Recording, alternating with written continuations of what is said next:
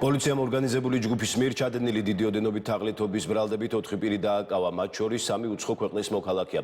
დაკავებულებს პროკურატურამ ბრალი ოფიციალურად წარუდგინა. გამოძიების ცნობით ორგანიზებული თაღლითური ჯგუფის წევრებმა შეიმუშავეს დანაშაულებრივი სქემა.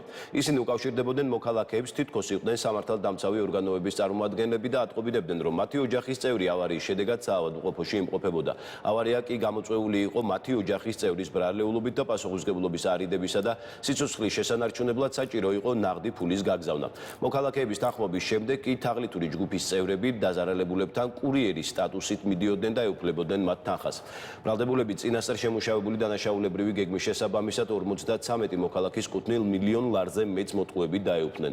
დანაშაული 7-დან 10 წლამდე თავისუფლების აღკვეთას ითვალისწინებს. პროკურატურის შუამდგომლობის საფუძველზე სასამართლომ ბრალდებულებს აღკვეთი ღონისძიების სახით პატიმრობა შეუფარდა. თაღლითური ჯგუფის წევრები უკავშირდებოდნენ მოქალაქეებს, თითქოს იყვნენ სამართალდამცავი ორგანოს თანამშრომლები და ატყობინებდნენ, რომ მათი ოჯახის წევრი ავარიის შედეგად საავადმყოფოში იმყოფებოდა.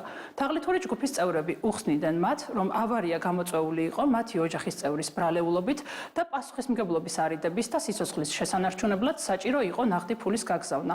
მას შემდეგ, რაც მოქალაქეს დაითანხმებდნენ თანხის გადაცემაზე, დაზარალებულებთან კურიერის სტატუსით მიდიოდნენ და დაზარალებულთა კუთვნილ თანხებს ეუფლებოდნენ.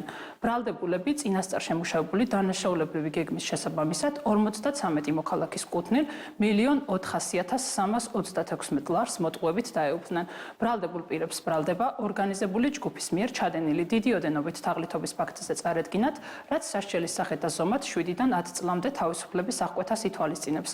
პროკურატურის შუამდგომლობის საფუძველზე სასამართლომ ბრალდებულებს აღკვეთის ღონისძიების სახით პატიმრობა შეუფარდა. რაც შეეხება ბრალდებას, ამ თითქოს ორგანიზებული ჯგუფის იყო, ჩემი წევრი იყო ჩემი დაცვეშყოფი, აღნიშნული სინამდვილეს არ შეესაბამება, ის ადასტურებს ფაქტორული გარემოებს, რომ თანხას იღებდა და ურიცხავდა კონკრეტულ პირებს, მაგრამ ეს არც რომელიმე ჯგუფის წევრი უნახია, ის უბრალოდ კონკრეტული ადამიანების მიერ გამოყენებული იქნა ბრმა იარაღად იმ დანაშაულის შესადენად, რომელიც რეალურად შესაძლებელია სწორედ განხორციელდა.